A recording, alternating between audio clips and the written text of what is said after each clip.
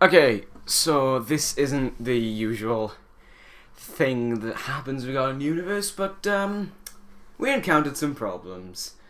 Yeah, my Durango. No, I recorded it. It was always gonna go up on. It wasn't always gonna go up on Thursday, but it was gonna go up on Thursday because I was late recording it, and yeah. So I recorded it. I did it all, and went into the editing.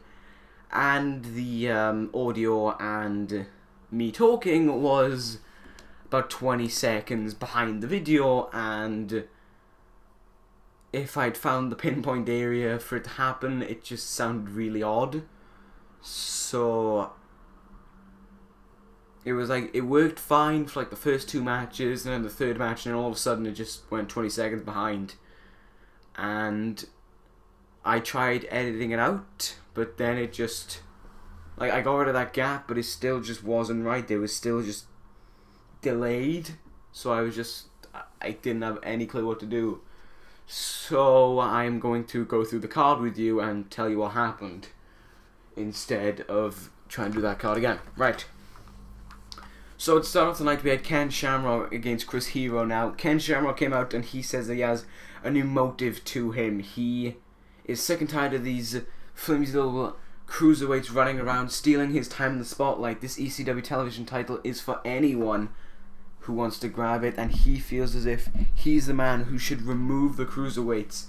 He's starting this new regime to get rid of, well, not so much to get rid of these cruiserweights, but prove that technical wrestling and the ability to hurt someone is better than flying around and arm locking someone down to the ground.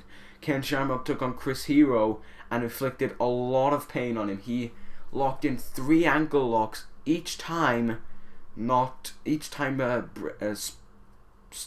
than the third, each time he stopped it and continued to put Chris Hero through extensive pain just to send a message. So there we go. Anyway, next up, we had Better Than Perfect taking on Europe's Finest, the new ECW Tag Team Champions, and they proved why with a dominant showing over Better Than Perfect, with Wade Barrett successfully pinning Mr. Perfect with the Bullhammer. Then we had a triple threat match between Kofi Kingston, Zack Ryder, and Ted DiBiase. DiBiase, of course, the new TV champion, headed into that match and successfully defeated Kofi and Ryder, eliminating them both via the Dream Street, as his second reign as TV champion continues on strong. Next up, we had Bobby Lashley taking on number 1 contender for the ECW Championship, AJ Styles. Lashley was tipped off by DiBiase to inflict pain onto AJ Styles, and that he did, throwing him into the steps, into the ring post, through the barricade, putting him through the announce table, but not pinning him, but further inflicting pain. And anyway, AJ Styles, despite all this, still fought back and was able to roll up Lashley and pick up the win, much to the dismay of Ted DiBiase, but he is far from 100%.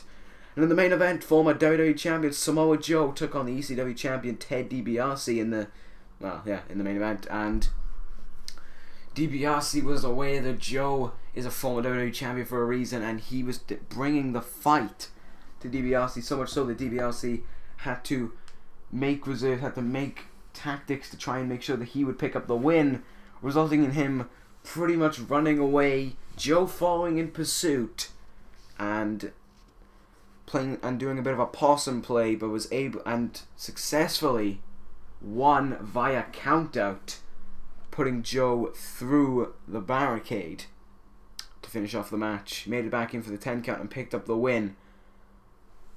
So there we go, Ted DiBiase, even though the $1 Million Corporation and Europe's Finest are all split up, he is still just as cynical and maniacal and evil as he was before.